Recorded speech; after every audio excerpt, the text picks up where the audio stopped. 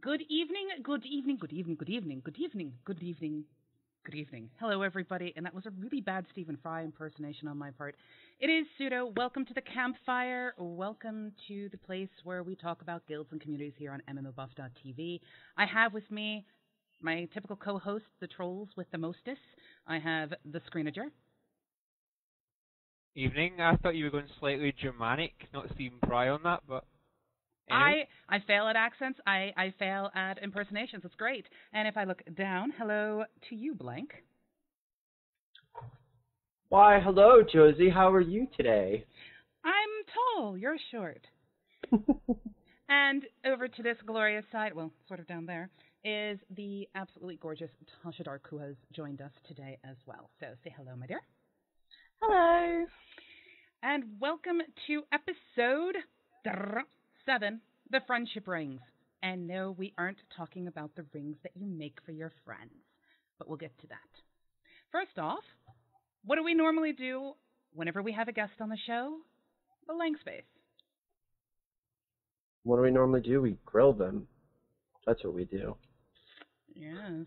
Let's find out if today we have a prepared Tasha Darke. And our more information. Also, before we begin, I would say hello to absolutely everyone from the Peony on Peony. I am so determined to say the damn flower name correctly. I'm going to fail. Ginger Peony. And everyone down to Mad Murloc, all the way down to T-Zone. You guys, thank you so much for joining us. So, Tasha Darke. Yes. I feel nervous now. I want to go run away. You're not allowed to run. We got you. You are now stuck. Okay. Let us start off with introducing yourself, introducing the community that you're a part of, and then tell us 2 truths and 1 lie in any order that you wish to. And remember, we don't reveal which is which. Okay. So I'm Tasha Darke. I am a member of a guild called Mystic Spiral. I have been the leader of that guild for 8 years nearly. I mean, it doesn't seem like 8 years, it feels about like 3. So I have been massively involved with Guild Wars 1 and Guild Wars 2, and I have been part of various podcasts and guild fan sites and all that kind of fun stuff. So if you've seen me on Relics of Lore and things like that, hello, again. Yes, you can't get rid of me that easily. So I also run my own blog over at tashadarke.co.uk, and I am currently in the process of starting up a brand new charity event called Healing Over Time, which Josie has been very kindly promoting here, and the website actually went live on Saturday, so yeah, you guys can now actually see what we're actually really all about. So yeah, it's very exciting and very nerve-wracking at the same time, and I know my little members of staff are going everywhere trying to find prizes and fun stuff to give away on the event itself. So yeah, that's me. And in terms of the 2 truths and 1 lie, I have got 3 prepared statements. You can choose which one of these is true, and which one of these is a lie, and which one isn't. So here we go. I am a terrible hoarder in most MMOs and find it really hard to buy shiny stuff for my own use. I'm fine giving it away to everyone else, but I find it really hard to give myself shiny stuff. I have never had a playable male character in any MMO, and I got used to the noise of computers in my room when I was a student. I now can't sleep without having some noise in the background. Okay, so we have 2 truths and a lie there. I'll let everyone who is watching guess. Just guess, as the case may be. Some people may be sitting there going, oh, I know exactly which one's a lie. Yes. Okay. And peeling, peeling, as we see a bunny pass by. And there's a bunny going past. Mm-hmm. We're going to be bunny bombed quite a bit tonight. I think it's a regular feature. It is a regular feature. Can we get a bunny dance? No, just walks back and forth. Fair enough. Okay, now we're going to move on to a slightly serious topic, and I only say slightly because it depends on how you choose to answer this. With hindsight being 2020, Tasha, have you made a decision, or what decision I should say, because everyone's done it, I can't just say have you, it's kind of a given, but what decision have you made for your guild or community that looking back on now, you would have done completely different because now you have the experience underneath your belt? Yeah. So there was a time in Guild Wars 1 where I started to get a little bit bored with doing the PvE stuff. I should point out Mystic Spiral is heavily social. We don't say that we're PvE or PvP or the rest of it. We are purely a social guild, which means it's very flexible what we do. And at one point we started to go very much towards structured PvP, ladder ratings, all the rest of it. And the PvE members of the guild really didn't sit well with the people who were coming in, who were still really, really nice, and they fit in with the community and all their ethos and all the rest of it, but they were still a little bit more hardcore, and they ruffled a few feathers. It caused us quite a bit of hassle for the time that it was going on. Managed to pull it back the other way, but in hindsight, that would have been something that I would have put on another account and actually just gone off and done that on my own time and not involved the guild and all the rest of it. So, yeah. Okay. Now for the next question.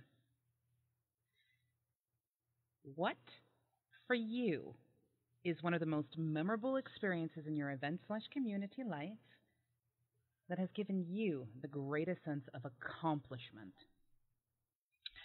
I think this is actually a really hard one because we've done a lot of stuff as a guild in terms of running events for servers and stuff like that. So I think actually the one I'm most proud of is Pink Day in LA. It's an annual event that runs every October in aid of the Canadian Charity Society inside Guild Wars 1 and Guild Wars 2. Both of the games do it parallel.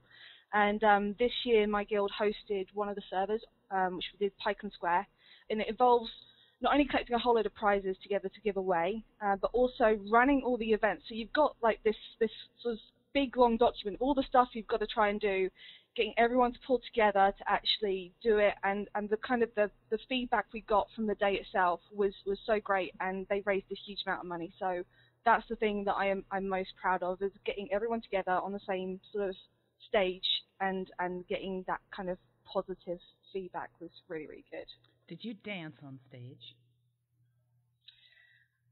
Slash dance, character slash dance, yes. Not me actually dancing. Oh. I have done that once. It was a terrible thing. I hope there are no pictures, seriously. And here I was about to ask if we couldn't have a little bit of a demonstration No. of your slash dance. No, you can't. Not even the mashed potato? No, No, sorry. No. It's okay. I'll take care of the dancing that needs to be done around here. Don't even worry about it. Okay, thank you very much. It's not a problem. If you would like to see Blank dance, raise your chalice in chat. Oh goodness. There goes the chat. You want to see? You want to see something I raised silly? My chalice. You want to see something silly for healing over time? Because we have said that we're going to be doing it. I will be streaming. The last charity event I did, there was enough money donated that I wore a dress for an entire hour. So the incentive's out there.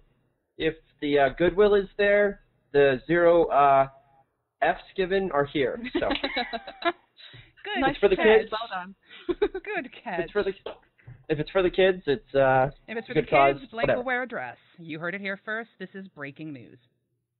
Brought to you by Campfire.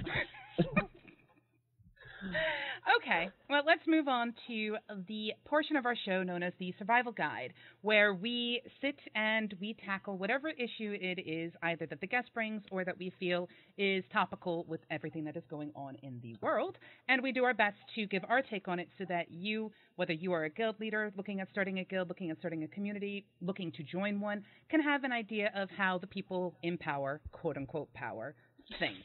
I only say that because the reality is the real power is held by the community itself. And if you are in a management position, you understand that. You can declare your laws, but, you won't have a community if your laws are so unfair nobody wants to be there. But that's beside the point. And today, we're talking about friendship rings. Oh, yeah. Okay, so friendship rings. In this particular context, we're talking about the getting together of either multiple guilds or multiple communities to accomplish something. So this could mean setting up an alliance to raid together, setting up an alliance to world PvP together, setting up alliances just to have a giant roleplay event, or even stepping outside of game and setting up huge community get-togethers for charity events. Kind of fitting considering our guest. So, what I'd like to talk about are the pros and cons of things that we can go into or things that can occur when you actually start looking to get involved with other communities besides the one that you yourself are a part of. Who would like to bite the bullet to try to tackle that one first? Let's start with the cons, because those tend to be the biggest. And I'm looking, and I'm looking, and it is blank. And he is muted. Oh, that was the most insightful, deep nugget of information that's now gone Forever. You are a nugget. So, you heard it first. He is also a nugget in a dress. we're doing the cons of working together. The cons that can occur when trying to work together, because anyone can work together. Humans have naturally this desire to be in communities. We form either cliques of people who have similar beliefs or similar appreciations, likes and dislikes, that kind of a thing. But when you start to go outside of your quote-unquote circle of friends, outside of your community to do something with somebody else, maybe because you're trying to fulfill a need that your community has or what have you, there can be a lot of bad that happens.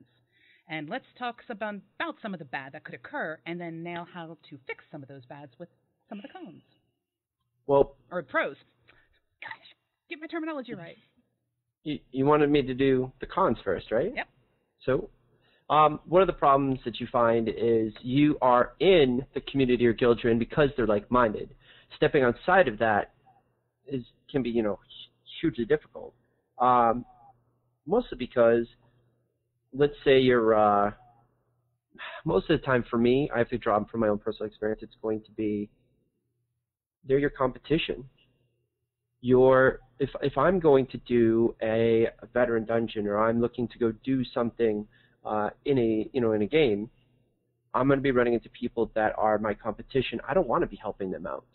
Even though socially, I would be fine, let's say, doing things with other people and friends. I don't want to be helping out, let's say, Screenager's guild here, because I don't want them going and doing stuff with me and getting stuff and giving them, you know what I mean? Mm-hmm. So that's one of those first things, and I'm basically going to frame that. The easiest way to explain what I'm trying to say here is, like, let's say you're leveling and you're speed leveling, and you've got a couple groups of friends, and there's 4 of you, and you need one more person to do a dungeon or do something, and they're like, oh hey, we'll come do it, and you're like, it's an inclusive, exclusive sort of a deal where you're like, we'll wait for somebody else because that guy's in that group and we don't want him to come in here because we might, he might be good, but we're going to give him something. We don't want to give him something. So you're running the risk. In guild kind of. Well, you're narrowing down what your objectives are based upon exclusivity or being inclusive to your target goals. That's at least one of the cons that I've noticed through my experiences. So. Mm-hmm. How about for you, Screen? What con would you throw down on getting together with another community to accomplish any goal, regardless of what the goal may be? Well, Blank talked somewhat about the aspect of having your target goals. Now, in my experience, as Blank's stepping outside of your community or your circle of friends can be relatively difficult sometimes. Sometimes it can be easy depending on the way that a game facilitates it and the objective goals that it provides. However, at the end of the day, within Afterlife we have a very narrow set of target goals, and that's why I highlight them. So from our experience, when we step outside that, we don't just step outside of our social boundaries to maybe group with the competition, but we are looking at potentially being in a completely different zone in terms of target goals. You might want to go and run a dungeon. We don't generally tend to run dungeons unless we have to.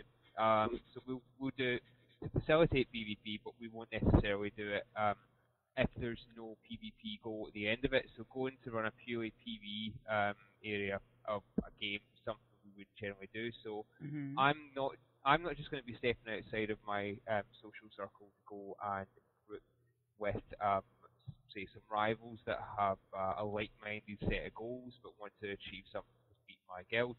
I'm going to potentially be grouping with a whole set of people that have a completely different mindset to the game, that may be more casual to the game, that that may want to take things, I don't know, slowly. Say I want to speed run something to get it out of the way. They may be more used. They may not be as experienced at the game as I am. They may wipe more. They may be with a different guild, and moving outside of my own guild brings the problem of I have to have a lot of trust in them. And in terms of cooperation, not just within a social concept, within a business concept, loyalty can sometimes be more important than friendship. So you'll find that at the end of the day, another guild, without being too blunt, might just do you over. And it's a huge risk sometimes to move outside of your own social circle, where you've got established loyalties that you can go ahead and rely on. So yeah, there can be some issues with that. What about you, Tasha? I think what Ed was saying about trust is kind of the big one for me. Every time that I'm trying to do something with another guild, I'm putting a huge amount of faith in either the guild leader or the officer, not just to you know, have the same goals and all the rest of it, but actually just to keep the communication up, to follow through on the plans itself, get back to you in a reasonable amount of time. You know, it's one thing to organise your own guild, because you know who you can poke, you know who you can prod to make the social relationships work.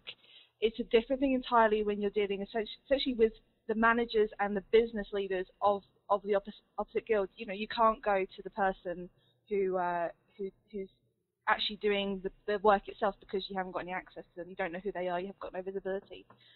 So and so that's, to me, is the huge risk. Is you're putting your face there, and if something happens, and the worst scenarios I've had is the times I've been doing in-game events, and the host hasn't turned up because they've had an emergency and they haven't fired off an email.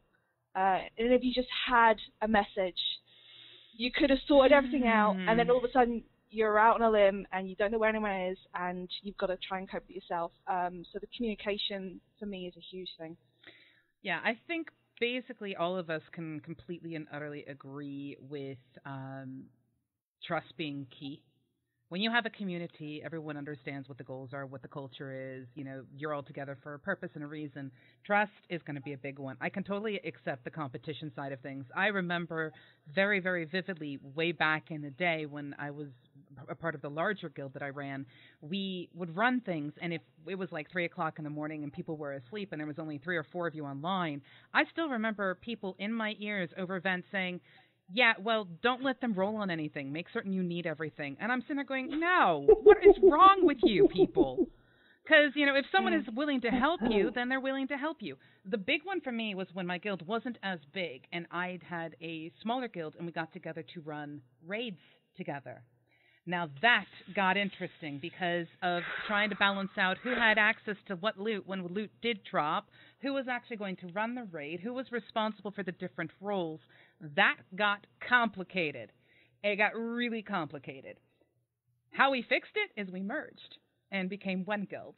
And that started the evolution of my guild from being, 20 people who were just goofing off to over 300 people. We basically consumed through osmosis the guilds that wanted to do things with us.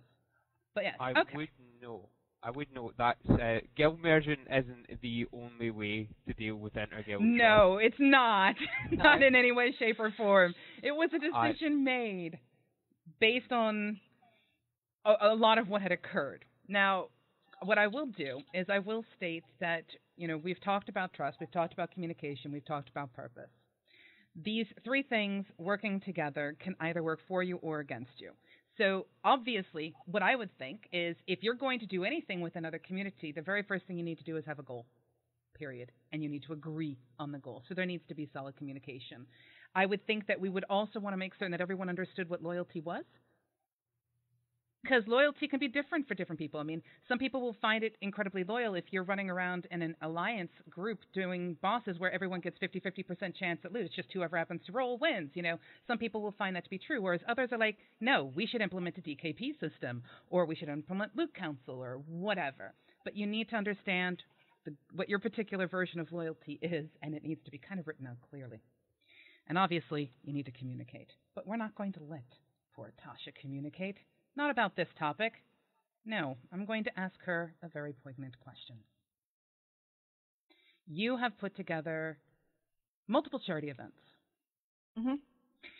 And that is not exactly about game competition, is it? It's not about, you know, being the one to take down the boss to get the loot with the shiny shoulders of plus 15 pink horseshoe awesomeness. Has nothing to do with that. Have you found the same type of problems that you do when looking at trying to do anything alliance-wise in a game? Or is there something else completely different that can occur? I think from my perspective, I kind of approach gaming in a very different way to I think a lot of people do. Especially, you know, Ed's very, very PvP focused and things like that.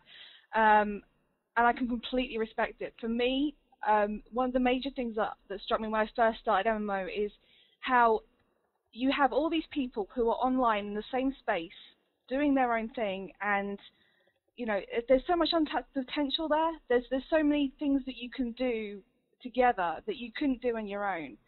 So I don't see necessarily the competition. As a guild leader, there's no way that I can provide everything for every single guild member every hour of the day.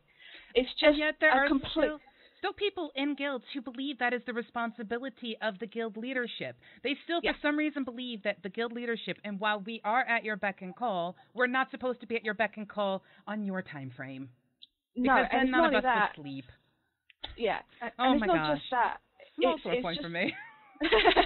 You've got so many different relationships, so many different focuses, and all the rest of it. It's just an impossible task to set yourself. Why set yourself up to be PvP and PvE, and you know, for Guild Wars 2, World v World, and all these other things. And then you've got other people who want to go and do other games, and you know, they still want to play this other game with this other people, and it just becomes a complete and utter waste of time and a waste of energy as well, to try and meet all of them. So I'm very clear in what my goal is as a guild leader. I want to provide a social environment of people who are very like-minded, who want to know each other behind the avatars. That's the main thing with Myst, is we know the people behind the avatars. We have real-life meetups and that kind of stuff.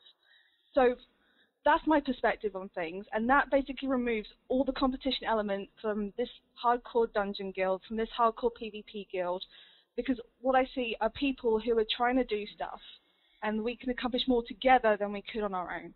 So let's just join together, put the competition aside, and get on with it. I have now officially approached the soapbox that Tasha is standing on. I have placed my own soapbox next to hers.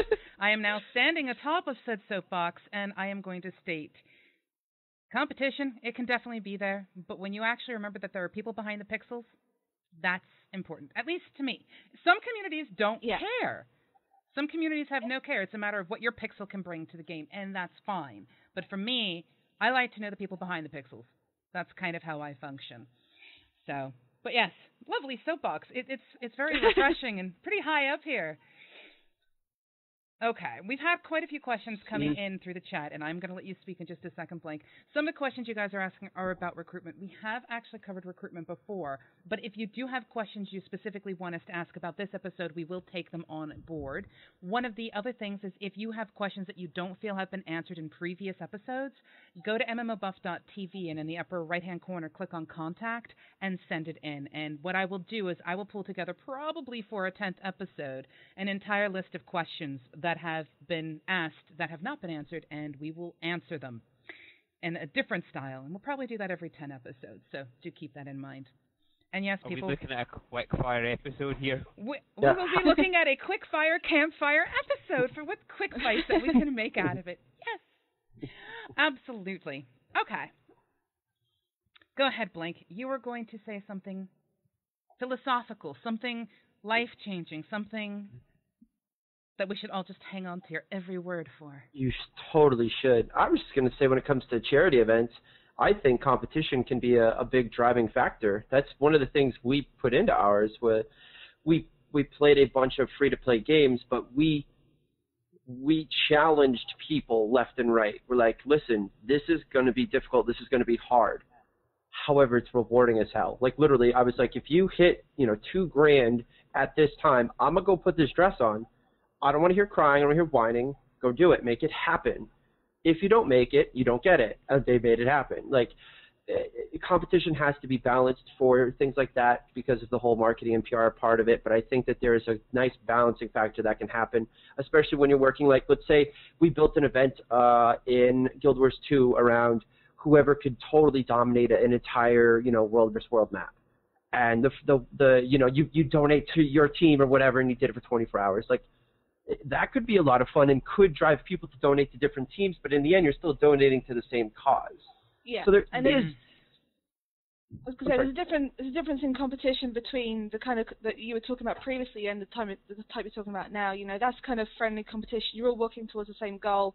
The kind of competition that I think is a waste of time is the one that you're directly kind of going, I hate this guild, and there's no real reason for it. They just happen to be doing the same. Yeah, exactly. And that just ends up. On one hand, it can be a great uniting factor. It's an us versus them kind of challenge, but on the other side, it's a waste of energy as well. So you kind of have to manage that and to balance it, really. Yes, and I do want to point out for some people who think that just because you PvP and you have KOSs on certain guilds, etc., it doesn't mean anything bad. No. One of the most interesting things that I had ever heard about, I didn't get a chance to see this, and I wish I could have. For those of you who play EVE, you guys pretty much know it is kill or be killed kind of a game. Everyone gets together, they join up into their different industry things. I can't remember what they're called now. Corporations. Thank you. They're corporations. They join up into their corporation stuff, and there are some horrific battles. I mean, in case you hadn't seen the news within like the past month or so, there was like a 3.2 million or something staggering cost lost in real world money for Titans that were blown up, and that was all over because somebody forgetting to check subscribe again or continue their payment model. But anyway, the EVE fans, when they get together in real life, there is no fighting. There is no I hate your guts. The rage factor, quote unquote, dies down. There is an understanding and a respect that everyone basically gives to each other. It's just a shame that in some communities, when you have that PvP thing going, or you have something like League of Legends, the rage doesn't stop when the pixels disappear. And that's something we'll be talking about in another episode. Yeah, that's that's something that if you watch our previous shows, and you would have heard Pseudo when Anu from VOTF was on. That was something Anu said about you might not know about PvP guilds, is that PvP guilds and communities, what you find is that and you might not expect, is there's a lot of respect between different communities. Over time, you see the same people and the same guys on the other side of the battlefield, and when you see people that are your competition, it's not just about we hate your guts. It's you end up garnering a lot of respect for the people that are able to step up and push that competition week in, week out. Exactly. You have an external competition of becoming better and better, and then you have the internal competition of being the best in your group. There's different ways to. Competition is an interesting thing. Although I will state, challenge and competition is something we're discussing on Monday's episode as well. So that's a completely different direction. But go ahead, Blank. I will let you have your piece before we move on to the very next part of our show. Throwing out there the fact that there's gained respect for each other, for their efforts, for what they do, and I'm gonna frame it this way. My guys face off against Screenager's guys. We face each other the last year. We know what the other team's gone through. We also know that he doesn't cheat. He doesn't use exploits. He doesn't do bullcrap. So there may be other people that are at that same level, the win traders, the ones who go behind who will do whatever they need, who don't have that same level of respect.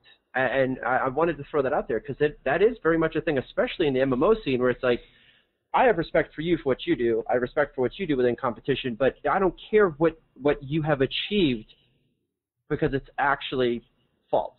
I will continue to respect those who have accomplished that based on merit and not on other things. So Well, I completely agree. I know for me, within the hardcore raiding community, and yeah, we might as well, everyone just raise your chalice. You know, just they wanted me to. I couldn't in. help it. Yeah, get it in. Raise your chalices, whatever they may be. But even in the PvE community, where you have the hardcore raiders, there is respect given against the guilds you're competing with on your server or in the world. It's we were 2 minutes shy of taking a boss, and Celsius took it down. That's a very made up name. Just go with it. But Celsius took it down, so, congrats to them. But, man, next time it'll be us, and they'll be 2 minutes behind us. But there's still a respect. And, again, it's all about not cheating, exploiting. I really hate that. I hate people who cheat. I hate people who exploit. I have a hardcore problem with that. There's something, I don't know, just sits wrong with me. But another episode? That is another episode. Yes, definitely. I know it is. We have to do another. Yes, definitely. All right, so now we move into Campfire Stories. I love this part because these are scenarios and questions sent in by you guys. Somebody went to MMOBuff.TV. In the upper right-hand corner, they clicked Contact. They sent this in, and we're now going to tackle it. And this particular scenario is from Stout Pint, who is notorious in the Campfire already, and we're only 7 episodes in, for sending in some rather interesting scenarios. And this one's called Enjoy Your Stay. Yes, he names them, which I think is awesome. So you're in a raiding guild. As he puts it, is this getting old yet? Because all of his questions tend to be about raiding guilds, which for various reasons has been losing members. Nick, your guild/raid leader, announces one day that after lengthy arrangements with Dave, the leader of another guild in a similar situation, the two guilds would be merging. Everyone's told not to worry. This would be a mutually beneficial agreement with shared leadership, and everyone would have the chance to raid. After a week's break, the new roster is revealed, and immediately something seems amiss. The majority of the roster consists of people from Dave's guild, the remainder being Nick and a few more notable members of your old team. Dave then excitedly announces that due to the unexpectedly high demand, the guild was in the privileged position of being able to run a second raid group. You are promoted to the leader of this raid group. So keep in mind, guys, this is a roleplay example where you have been promoted in position. I can just see Blank totally hating life right now. So you are promoted into this position of leadership for this group, consisting of what is left of the old team and obviously a few new faces. It's quite clear to everyone in Group 2, which is your group, what the situation is. But it's either this or not to raid at all, so of course everyone attends. Your first raid goes together abysmally, and after a long evening of wipes, no progress is made. Group 1, on the other hand, is racing ahead. Do you stick with the cards that you've been dealt? Do you try to improve this team? Do you start looking for a new guild? So, you're not in a necessarily position of guild leadership here. We are now sort of stepping down a little on the totem pole. We are the leader of a raid team. Now, I'm going to let our guest go first because I have a feeling she has an answer. And I'm going to let my hosts actually think because maybe they will have an answer too. I'm lucky because really, as the one who controls things, I get to decide when I talk, so it's brilliant. But yes, so this is an interesting particular question because obviously it's not just about the leadership. It's something you may have witnessed. It could be something that you yourself has experienced. Feel free to tap into personal life as well if you so wish because we're all about sharing the mistakes and the successes we've made. So go for it, Tasha.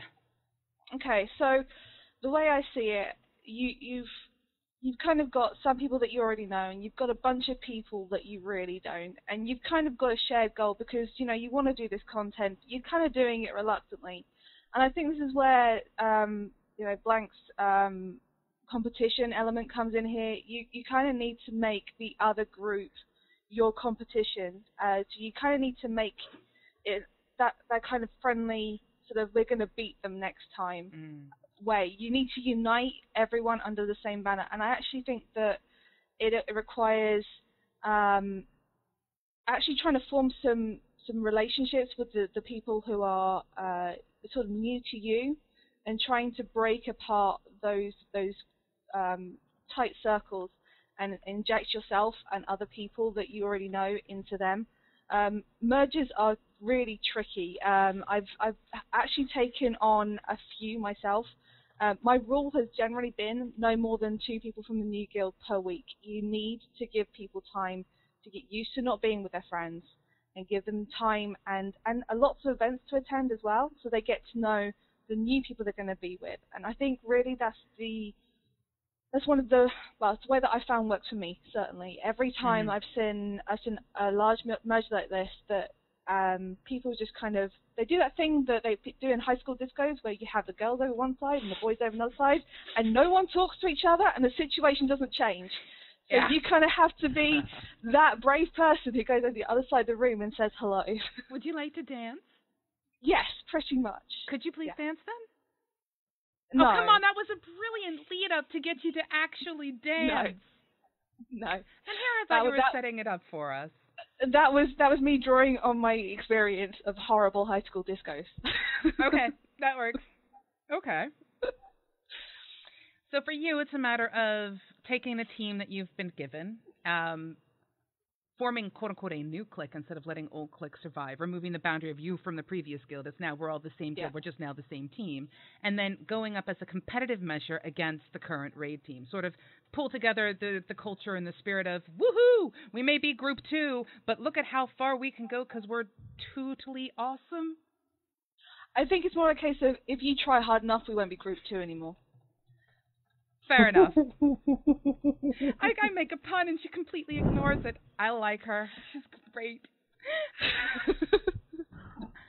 All right. I get so many bad puns at work. Sorry, I just ignore them now. I can understand that. Okay, Mr. Screenager. Right. So, I'm going to work on the assumption that as you've been promoted, no one takes promotion unless they want it. So I'm going to work on the assumption that you've chosen to move into this position. You mean you've chosen? We're role-playing right now. I don't do RP. I have no cats. I have no cats and there is no stone in this castle. I am not RP. Go ahead. Right.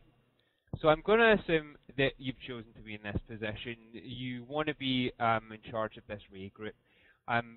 Do the people in this raid group actually want to achieve those goals? We were talking about common goals earlier on. Do the people in the second raid group actually want to be in do they want to raid for starters? Assuming they do, then certainly what Tasha was talking about has relevance here in breaking down those social structures. But you really got to define first, assuming that you do want to be in this role, first of all, and that these people do want to do this. If they're just there and they're being promoted into this role by the guild leadership, then that's something that you have to look at with the guild leadership, rather than this group. The guild leadership come down and say, right, group 2, raid group, there you go, where it's just a way for them to placate a merged guild by saying, oh yeah, you've got a raid group, it's fine. Then you're not necessarily, the merge hasn't really gone in a, should we say, organised or well-planned fashion.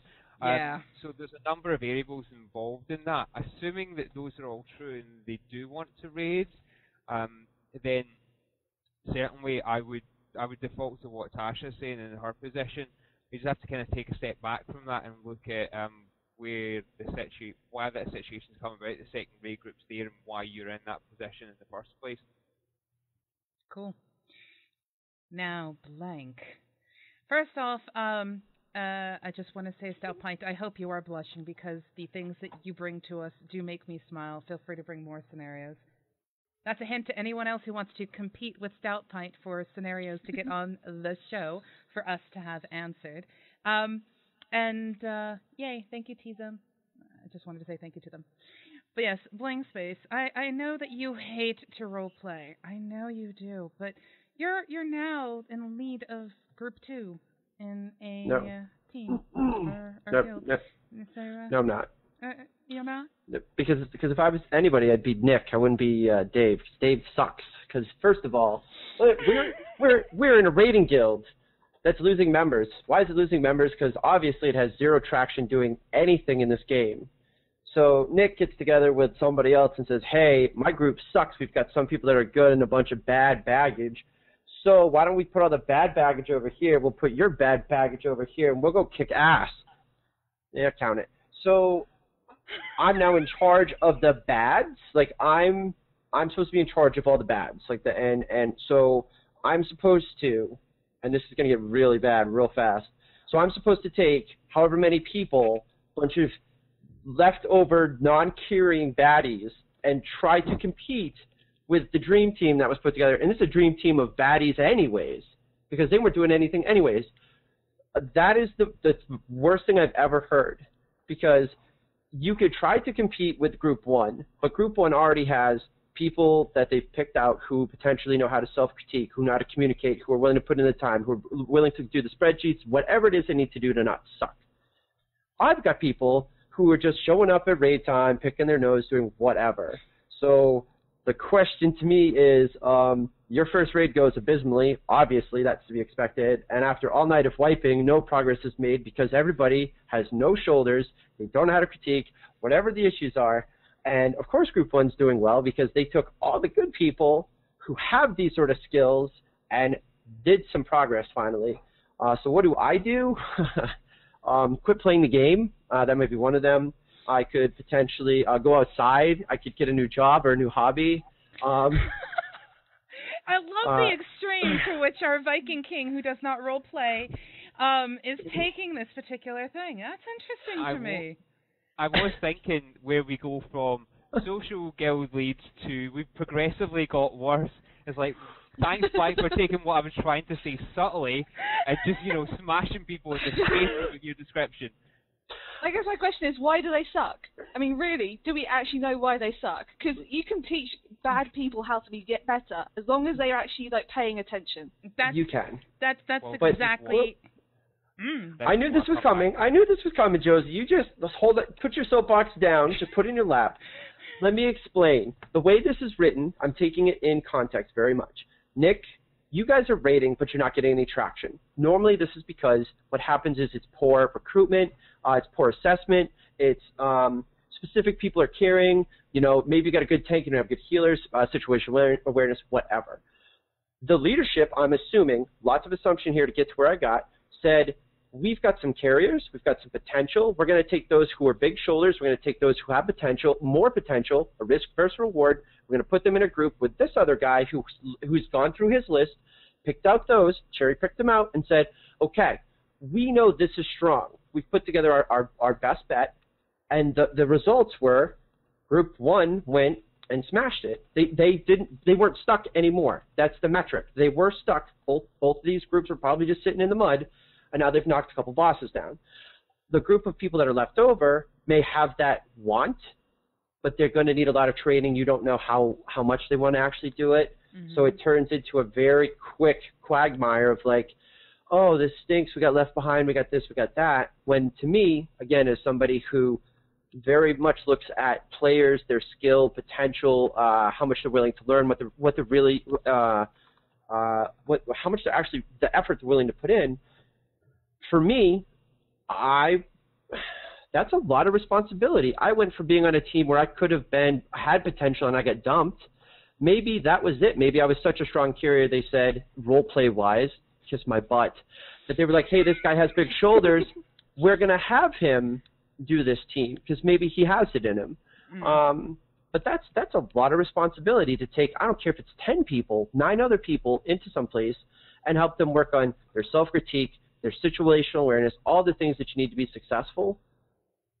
You can ask people and show them and all this sort of stuff, but you cannot inspire somebody else to want to do better for them unless they want to do it. And then on top of that, if they don't have the natural skill, you're SOL anyways. So.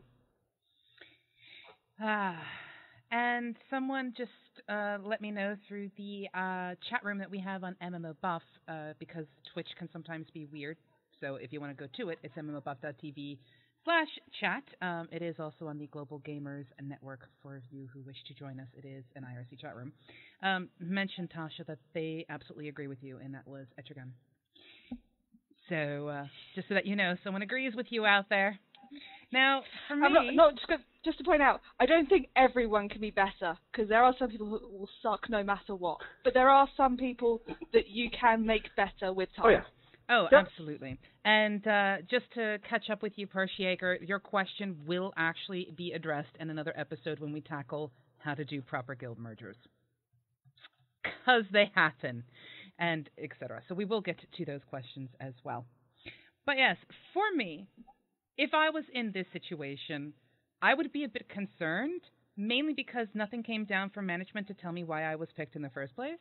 And they didn't just say, hey, these guys are just casual raiders and are just interested in trying, or are they trying to be successful? I don't know what the goal is supposed to be. So I personally would chase down the goal. I would go, what is the goal? Is the goal from you guys you just want to see what, the Lich King looks like, or do you just want to see what Captain Scarlet looks like? I mean, what is your goal? Once I know these guys are wiping on trash.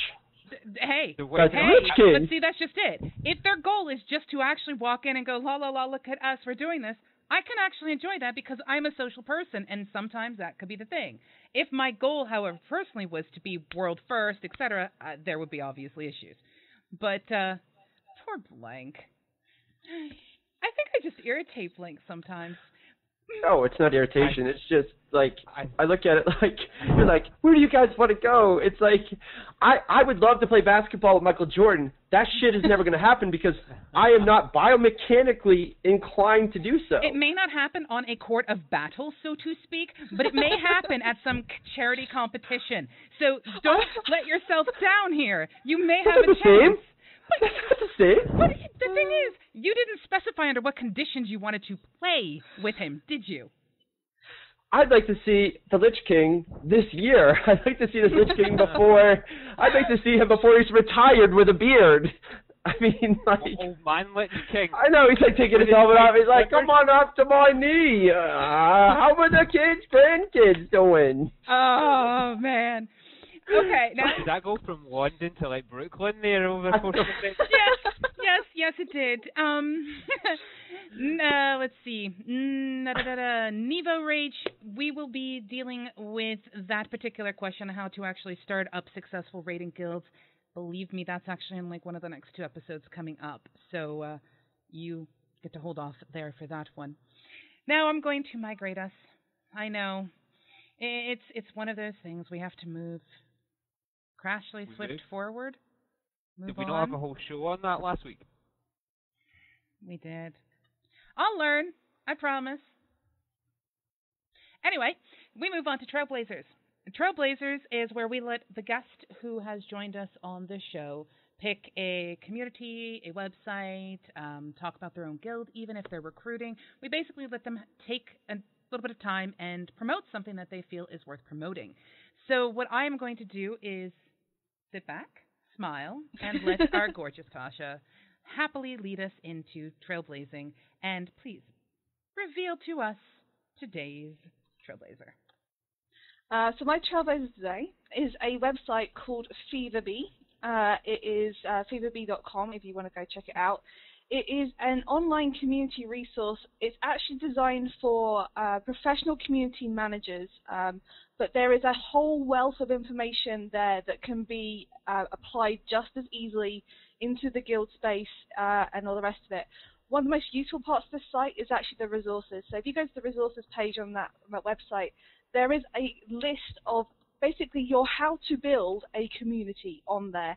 Everything from how do you actually find out what niche is available, people to find, your strategies, is it worthwhile even kicking off with the community in the first place, through to how do you start conversations with people, what topics do you talk about, and all that kind of stuff. If you, it also goes through into the social sciences, so this is looking at community management not just from a woolly, on the ground kind of way. It's actually looking at the psychology and the social sciences behind what we're doing every single day, and how you can use that to either measure your success. So are you getting a good sense of community from your guild? Are people engaged? All that kind of stuff. How you measure that and how you can track it over time. It's something that I found really useful just to dip into every now and again when you have a problem, because it just kind of gives you a bit of a pick-me-up, and it's done with professionals in mind. So you can be sure there's a scientific paper somewhere to back up what they're talking about, and you can go and find it, and there's some really good reads out there as well. I believe in this site so much, I'm actually going to their conference on Thursday in London, where they're having a whole load of speakers about psychology, social sciences, big data, all that kind of stuff, and it's going to be good times. I'm really looking forward to it. So yeah. Are tickets still available? I don't think they're available for that itself, but if you sign up to their newsletter, they do free web seminars every now and again on various different topics, and they will send you a newsletter every month, every couple of weeks, on various different topics about engagement and that kind of stuff. It's a good thing to just keep in your mailbox and dip into every now and again. It's something to keep in mind also, considering the fact that anyone who thinks that just because you've signed the guild charter and you have guildmaster or officer next to your name, it's over. Absolutely. I mean, I didn't really discover this until about 2 or 3 years ago, and I can tell you it's made a huge difference to how hard I'm working. It's like, don't work harder, work smarter, and it's definitely a case of I'm now working smarter than putting in the 8 hours a day just to make stuff happen. So. Yep. Right. Now, we have done our Trailblazer, which is awesome. What the nifty thing is it's Kumbaya time. Kumbaya is where we start just announcing some of the things that various communities are doing. If you have a community that is doing something awesome, or you just want us to give you a shout out because you were successful in taking down the Lich King, you were able to beat the trash mobs and everything that goes with it, just let us know, and we will give you a heads up and a prop, and maybe, just maybe, get our guest to dance in your honor. I, however, am lucky. Do you know why I'm lucky? Why? Silence from everyone. Yes, well, that I call a blessing. I am lucky because the event that I always talk about, Healing Over Time, is actually being organized by our guests. So I get to be quiet and let Tasha talk about it. So, more of me talking. No, yes. It's not right. More of you talking. And then afterwards, depending on how much time you take, we might actually just look at a couple of questions that have come in. We'll see. Okay. But yes. So I spoke about it briefly at the start of the show. So this is healingovertime.org or .com. We've got both of them actually. And now I've said that, just gone to the website, and it looks like Child's Play's website's crashed, so yay. But what we're doing is basically doing a 24-hour gaming marathon with all these lovely people that you see around this screen right here. And a number of other guilds. So there's my guild, dragonseason.com as well, and relicsofall.com, and there's a couple more that we're talking to as well. What's happening is everyone's getting together, they're playing games for 24 hours, everyone's setting their own schedule, and we're just basically going to have a blast. We're going to all the various different games companies that everyone's playing. We're asking either for access to stuff or that isn't available yet, or prizes, or both, or basically whatever they want to give us. And if you get it for free, we will give it away to you on stream. Yeah, we're collecting money for Child's Play as a result. We've set the target now as well, off the back of all the numbers that came through. So we've set the goal for $5,000, and the event itself is on the 29th of March. Is that so US? That's US, yeah, US okay. dollars. Yeah. I only ask because, you know, pounds is a bit more, because the pound is a little heavier on the dollar. No, I'm just teasing. Teasing. No, it's easier just to do it in dollars because Child's Play won't work in dollars, so it's fine. But yeah, I mean, we did this. My guild did this for Child's Play in December 2012, and we had an absolute blast doing it. And it's mainly the reason we do it is not to kind of show off all the rest of it. We do it because it is genuinely a blast to do.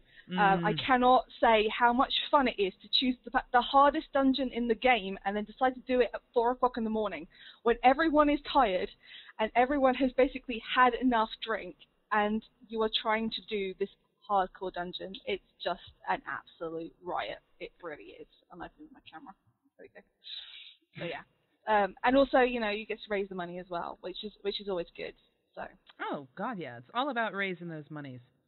Now, if we raise enough money, can we get you to dance? Yes, you can. There you go. You have it here. We can get her to dance for us. It what kind of dance? What are we getting a? Not naked. I'm married. Gangman. Whoa! How about I was thinking like a twerk or like a drop it like it's hot or something. Grab you know, the like wall. a. Yeah, dude. Imagine we think the worst of you, Blank. Don't know why. Yeah, pretty much. And bear in mind, a Glaswegian asking you for money. This isn't a robbery. Right. Now, we've had some questions come through. We are pretty much close to our end-off time where we basically say bye-bye. But I'm going to just pick a random question that I've seen scroll by and see if you can sum up your answer in a couple of sentences. And then we will give our love to everyone and disappear until next week. Sound good? Mm-hmm. Yes, ma'am. All right. Well, then the very first one that I happen to see that comes into my brains, because I have more than one. You have a secondary brain like a kaiju. Yes, I do. And I am hell-bent on destroying the world. Yes, so what I'm actually going to do is Slipfighter has posed a question. What can you do about a guild leader who's slowly withdrawn from the guild, leaving more work for other officers, but still makes decisions that affect the guild, such as raid times, though they really shouldn't anymore, or maybe affects the guild bank access, though he doesn't really work with the guild bank anymore. So a real quick answer, and let's make it a little more simpler, because that could be a topic unto itself for an entire different show. Let's put it this way. How do you work with a guild leader who is withdrawing? And just before we continue, hello to everybody who is joining and who has been around. And Blank, you have been asked to curl for the girls. I have to bow this one time to the Viking Nation. You've been asked.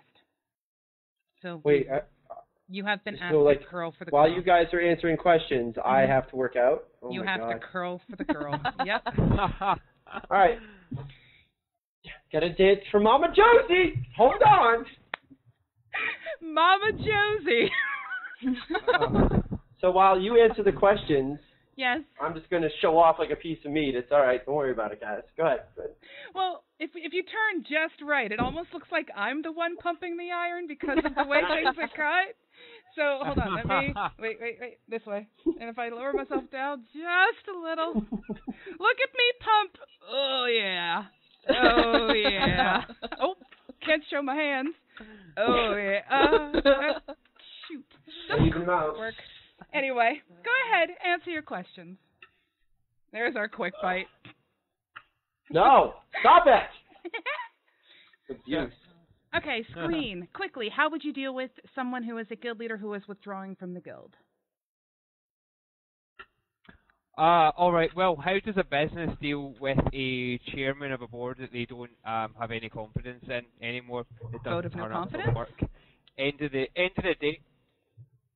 Basically, I mean, I'm making the assumption that at this point you've already tried to talk to Nick. Let's call him.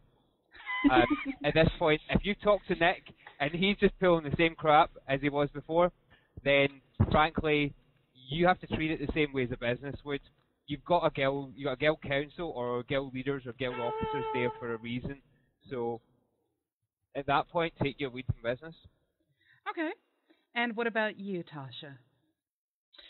Pretty much the same, to be honest. You've had the conversation and it hasn't gone well. I have to admit, I've been in this situation myself. Were you the one withdrawing?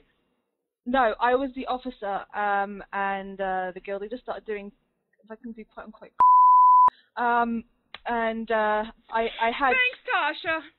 Yeah. Sorry. We almost made it through the show. It's in quotes. It doesn't count. If that I could quote Blankspace from last week where I had to beep him for like 20 seconds. No. Sorry. Sorry. Okay. Sorry, that's not considered a swear word. It's something that it's all good. Anyway. Anyway, so they were doing crazy stuff. Yeah. And I had the conversation, and it basically led to I was the only person who felt that way, and I basically just had to leave. So you kind of need to. Yeah, I was the only person who kind of felt that strongly, and that's actually why I started off my own guild. You know, it can be a blessing in disguise that you're in the situation, but you need to know that the other officers are in the same mindset as you before you decide to pull this vote, because otherwise you're just going to look like a person on the side, really. So. Right. Now, Blank, you've shown off the meat, now show off the brains. I'll let you answer the question. I have this happen sometimes with myself, and we just had one recently.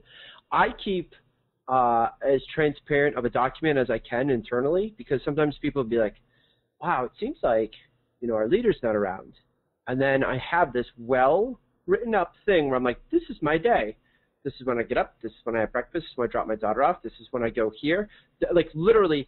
And then it's like, this is when I do emails. This is when I do meetings. This is when I stream. This is when I stop streaming. This is when I have more meetings. And I was like, literally, here's my 16 to 18-hour days where I'm doing stuff. 12 of them out of every day is for you. Boop. And people go, oh, I thought you just did. Like, they see, like, they have such a perspective that's so close. They're just like, oh, but bro, I saw you, like, stream. Or, like, I saw you play, like, League of Legends earlier. And you're like, huh, yeah. That was my break where I decided not to multitask and just kind of goof off for a little bit. So always try to find out. I always like to keep a very open, I call it open door policy. You have a question, come on in. It's good for your leaders, and it's good for your officers. It's good for your guild. So what you see may not be the whole picture. Excellent. For me, I kind of had the experience that you had, Tasha. I had leadership that just kind of vanished, which led me to starting up my own guild, but I had to actually get people involved. People were so casual at the time, at least when the guild that I was in, people didn't really realize that leadership needed to be there. And I've yet in my life to see a group be successful without someone stepping up to take the lead, whether it's just to say, hey, we're a casual guild or we're hardcore. You know, someone needs to make a decision. So I kind of have your thing. If I found myself in a position where leadership was completely withdrawing and yet they were, quote-unquote, doing everything, I would want to know why. So I would actually hound the hell out of that leader going, what is up with you? Maybe, you know, in Blank's case, they'll hand to me a document that says, I am way busy. Or maybe they just simply say, at this current moment in time, I'm really, really busy. Is that okay with you? And obviously it will, especially because, you know, real life is real life. You know, suck it up. But if it was detrimental to the guild, the decisions that they were making, that's when I'd start walking along the path of, you know, a vote of no confidence. Because, you know, if the decisions they're making aren't impacting the guild in a negative way and it's just, I'm really busy right now, that is completely different than someone stepping back but still wanting to feel like they have the power because they have the GM tag and they can slash G disband at any moment in time. And that particular thing, I actually have to state, comes from Mama J Lopzilla. Word. Too far. Rein it in. You're over here. We need you here. You're too far. It's like we went with the kaiju thing, but you know. Yeah. I am very pleased to have the Mama J Lopzilla as a nickname. That's great, and that actually came from Etrigan in the IRC chat room. But yes, now we get to the point where we get to say bye-byes to everyone. Do you guys want to stick around for a little bit of a dance afterwards? Or do you guys kind of need to go? I mean, what's your schedule like today? I can chill. We can chill? We're good. You chill? I'm keeping an eye on what's going on in Guild Wars 2 because they're about to destroy, like, the major hub. Yes, go it. But we'll get back to that. On that note, however, I want to remind everybody that we have a WildStar competition going on Facebook if you're looking for a beta key that is not just a weekend pass. There are some other competitions going on, but you need to go to MMOBuff.TV and check out our post on it. I'm going to let you hunt that one down yourself because y'all are smart people.